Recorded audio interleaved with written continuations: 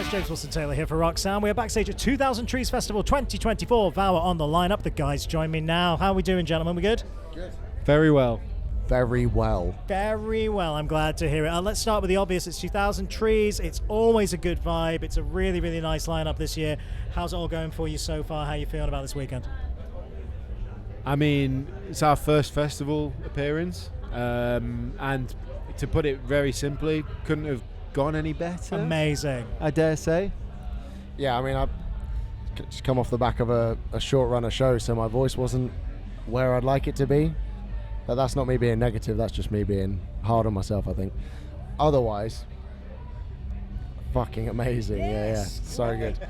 This festival's like home for me. Of course. I've either come here or played here. I mean, I think I've played here in Palm Reader like nearly 10 times, so I love it here. Yeah, it makes perfect sense for this to be your first festival in a lot of ways. I absolutely. think it definitely connects in that way. And just tell people, like for people who might not be aware, just a little bit about how this kind of project came to be, because we are right here, kind of very early days. We'll talk about the single and stuff in a second, but just tell people a little bit about how it came together, how this kind of developed. So it was sort of born out of lockdown, I want to say, because lockdown saw the end of Black Peaks, which is Liam, the drummer in Vower, and Joe, the other guitarist in Vower, their old band. In addition, my band Tosca, that were, more kind of suited to kind of festivals like Arctangent. We were a prog band, so we had 10-minute long instrumental songs. Anyway, we broke up, they broke up, and throughout lockdown, we were frustrated. So me and Liam, we're all long-time friends anyway, because we all live in Brighton. We decided we just wanted to get together and write some music. So just for fun, so we did. Me and Liam, that is, as a little side thing. And then Joe was like, let's get involved. So we started writing together, and that would have been towards the end of lockdown. Right. So that's kind of where it all kind of began. We started writing some tunes, and then much later on, Josh was like, if you need someone to just chuck some top lines down just to get the songs over the line, like, I'd happily do that. And I think he liked it. There we go. You think it clicked? Just a little bit of fun. I mean, it's nice to be at this stage now where obviously, like we say, festival appearances, that kind of thing are happening, because we had the single out there, of course, as well. So just tell me a little bit about that one. I guess, was it always the kind of obvious first choice for that to be like the single you wanted to put out there in the world? I think so. Yes. Okay, yes, just straight in, fair enough. I think it was that idea of if anyone was aware of the band starting up, so if they were fans of Palm Reader or Black Peaks or maybe Tosca, we wanted to come out with something that we felt that was just straight to the point. Yeah. And it had a bit of everything. So it was heavy, it was melodic, it was dynamic, it had a bit of everything. So that's, I think, why we chose Shroud as the first single, just to give people a taste of the full palette of what we're trying to do. Yeah, it's got to be an interesting thing to balance, because like you say, you do have a really varied mix of styles from your previous bands and all that kind of stuff. So tell me, I guess, a little bit about balancing that out, because you want to bring in a little bit of what makes all you guys special and stressed. And I think it is very, very well balanced, but that's got to be kind of a creative challenge in itself, hasn't it? Coming from all these quite different places and influences in the past to then come together as something whole. Just tell me a little bit about how that kind of worked and how it kind of clicked, I suppose. Well, I can't speak for Josh in terms of how he approaches it vocally, but in terms of like the musical side of things, for both Joe and I, because we'll get together and start hashing out demos, the focus has always been about like go with your gut. If it feels good, just kind of go with it, and not overcook any idea.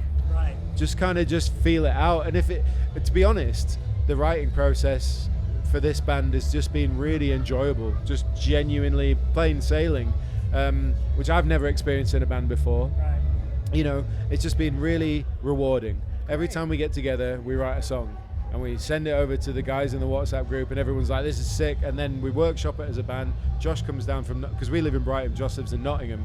He'll head down, how is it for you? To speak to what you were saying about incorporating the different elements from each band and each specific sound, I don't think it's really like a deliberate thing to try and either lean into or away from any previous band sounds or anything like that. It's very much just I mean, I sing in a certain way, and Rabir plays guitar in a certain way, and Joe and Liam play their instruments in a certain way as well. So there's always going to be that element of it, but that's what makes any band, what they are. So, like I say, it's not a conscious effort to lean into or away from. It's just one of those things. Like we serve the song and we do what we can to write songs that we really want to listen to. Yeah. And that's as honest as I can be. Always a great place to start, though. Always a great place to start right there. And in terms of more new music, how much stuff are you guys kind of sitting on at the minute? Do you have a lot of tracks in the locker? What's going on? Oh, I couldn't possibly say. Oh, here we go. No, I'm joking. we've got somewhere in the region of 10 to 15 songs post the 4 songs that we have released. Mm-hmm. So there's an album. Yeah. We just need to make it. Just need to make it. There you go. That's the next job. And it's going to happen. Yes. Yeah. That's good. These are the kind of announcements and statements we like. There is album. Yeah. Album will happen. Absolutely, that's good. Yeah. With regards to playing shows like this, you can't play a set at Trees or anywhere else with 4 songs. Of course. Yeah. So we've already been including album material for the sets that's already sort of finished, and it's cool because we get to road test it, and they'll probably change by the time we record the album. But yeah, we're sat on a bunch of material. Like we've just been, any opportunity we've had, we've been writing. Joe will come over to the studio and we just write, and then because we're making the most of the fact that the process feels really natural and easy to do, and if we come away with a song every session, that's just another one to the pile. We might not put 15 songs on the album, but it's so sick to have the option to whittle it down to what we feel is really strong for the album. Definitely. So really nice place to be in there for sure. That makes a lot of sense. Gentlemen, I'm going to let you go and enjoy the rest of your weekend, but it's genuinely so exciting to catch you at this kind of moment. It feels like we're brewing. It feels like we're about to get going. It's really, really cool. All the best of luck to you with everything. We'll catch up soon, all right? Thank you. Good stuff. Bower, everybody.